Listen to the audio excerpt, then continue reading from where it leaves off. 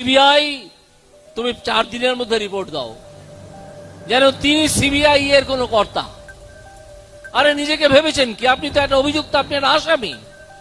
আজকে আমি আবার ঘোষণা করছি যে এই মমতা বন্দ্যোপাধ্যায় একটি আসামি।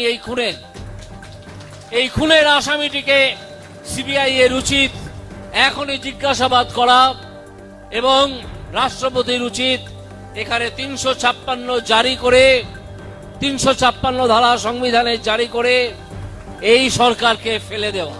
মমতা ব্যানার্জি সাবধান, মমতা ব্যানার্জি, রামচা চামচা, ভাইপো ভাইজি সবাই সাবধান। মানুষ আজ জেগে উঠেছে, আপনাদের কেউ কেয়ার করছে না। লাঠি গুলি চালিয়ে আপনারা কিচ্ছু করতে পারবেন না। যে কোনো দিন যদি আপনি নিজে থেকে না নামেন, যে কোনো দিন আপনাকে মানুষ গিয়ে কালীঘাট থেকে বা নবান্ন থেকে বের করে ছুঁড়ে ফেলে দেবে। হাজার হাজার মানুষ নবান্নে বা কালীঘাটে গিয়ে ঢুকবে, একটা কাগজ আপনাকে সরাতে দেওয়া হবে না নবান্ন থেকে। প্রতিটা ঘটনার তদন্ত করা হবে। তৃণমূলের একজন ডাক্তার, কুখ্যাত ডাক্তার, সারা জীবনে কটা প্রেসক্রিপশন লিখেছেন জানা নেই, কিন্তু একটা কুকুরকে যিনি ডায়ালিসিস করার জন্য পিজি হসপিটালে নিয়ে গিয়েছিলেন, সেই লোকটি সে সারাক্ষণ ওই হসপিটালে হাজির ছিল। আমি আজকে জিজ্ঞেস করব, কি হয়েছিল ভাই? আপনার এত কি প্রয়োজন ছিল যে ওখানে গিয়ে আপনাকে হাজির হতে হয়েছিল? তাহলে কি আপনিও ছিলেন সেই এভিডেন্স লুকিয়ে ফেলাদের দলে? হ্যাঁ, আপনিও ছিলেন। কারণ আপনি বসে বসে মমতা ব্যানার্জির থেকে যে নির্দেশ পাচ্ছিলেন এবং অন্যান্য অফিসিয়ালরা যে নির্দেশ পাচ্ছিলেন যে মেয়েটির বাবা মাকে ওই মৃতদেহটা দেখতে দিও না, আগে মৃতদেহটিকে অন্যরকম একটা চেহারা দাও, তারপর তাকে সরিয়ে নিয়ে যাও, নিয়ে গিয়ে গাড়িতে তুলে দাও, একটা নামকা ওয়াস্তে পোস্টমর্টেম করে দাও এবং তারপর মৃতদেহটি পুড়িয়ে দাও, যাতে যে মৃতদেহ কথা বলে, অত্যাচারের গল্পটি শুনিয়ে দেয় পুঙ্খানুপুঙ্খভাবে, সেই মৃতদেহটিকে সরিয়ে দেওয়া দরকার। এবং মমতা ব্যানার্জির নির্দেশে এই ঘটনা ঘটানো হয়েছিল।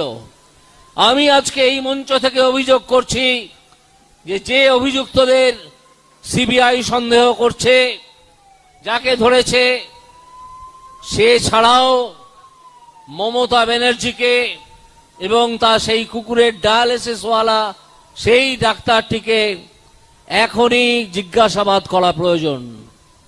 মমতা ব্যানার্জিকে আজ আমি এই মঞ্চ থেকে একজন অভিযুক্ত হিসেবে ঘোষণা করছি।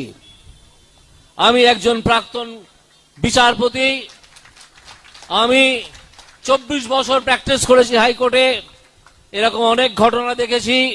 এদিকে তার আমচা এবং চামচারা আওয়াজ তুলবেন যে সিবিআই তুমি 4 দিনের মধ্যে রিপোর্ট দাও, যেন তিনি সিবিআই এর কোন কর্তা। আরে নিজেকে ভেবেছেন কি? আপনি তো একটা অভিযুক্ত, আপনি একটা আসামি। আজকে আমি আবার ঘোষণা করছি যে এই মমতা বন্দ্যোপাধ্যায় একটি আসামি। এই খুনের আসামিটিকে সিবিআই এর উচিত এখনই জিজ্ঞাসাবাদ করা এবং রাষ্ট্রপতির উচিত এখানে 356 জারি করে, 356 ধারা সংবিধানে জারি করে এই সরকারকে ফেলে দেওয়া। আমি এই মঞ্চ থেকে অনুরোধ জানাচ্ছি আমাদের মহামান্য রাষ্ট্রপতিকে যে এই সরকারকে এখনই ফেলে দিন। 356 ধারা জারি করে আপনি শাসনভার নিজের হাতে নিন। 4 মাস 6 মাস পুরো ব্যাপারটাকে আগে সামলে দেওয়া যাক, তারপর আবার নতুন করে নির্বাচন হোক। মমতা ব্যানার্জি সাবধান, মমতা ব্যানার্জি, রামচা চামচা, ভাইপো ভাইজি সবাই সাবধান। মানুষ আজ জেগে উঠেছে, আপনাদের কেউ কেয়ার করছে না। লাঠি গুলি চালিয়ে আপনারা কিচ্ছু করতে পারবেন না। যে কোনো দিন যদি আপনি নিজে থেকে না নামেন, যে কোনো দিন আপনাকে মানুষ গিয়ে কালীঘাট থেকে বা নবান্ন থেকে বের করে ছুঁড়ে ফেলে দেবে। হাজার হাজার মানুষ নবান্নে বা কালীঘাটে গিয়ে ঢুকবে, একটা কাগজ আপনাকে সরাতে দেওয়া হবে না নবান্ন থেকে। প্রতিটা ঘটনার তদন্ত করা হবে। আমাদের দলে এরকম অনেক মানুষ আছেন যারা অত্যন্ত দুঃখ নিয়ে তৃণমূল থেকে বিজেপিতে এসেছেন, এসে বলেছেন বুঝাই তৃণমূলটা করা যায় না। এত দুর্নীতিগ্রস্ত, এত গুন্ডা বদমাশদের দল, তারা অনেক ঘটনা জানেন, অনেক কিছু তারা বলে দিতে পারবেন। মমতা ব্যানার্জি, আপনি নিজে নিচে নেমে যান। আপনার বৈধতা নষ্ট হয়ে গেছে, আমি জানি এসব কথা আপনার কানে ঢুকবে না, আপনি নিজে একজন দুর্বৃত্ত। তাই আমি তিনটে কথা বলে সামারাইজ করে এই বক্তব্য শেষ করব।